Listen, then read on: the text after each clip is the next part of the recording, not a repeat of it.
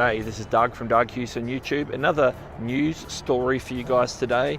If you're owner of iPad like I am, then you might be thrilled to know that a full version of Adobe Photoshop is rumoured to be coming to the iPad in 2019.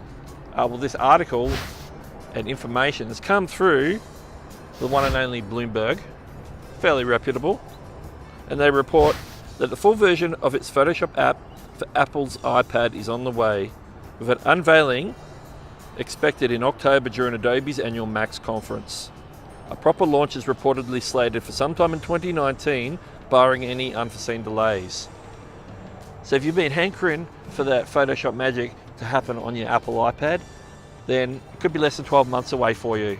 So that's great news. For all those artists, makes the iPad just an even little bit more awesome.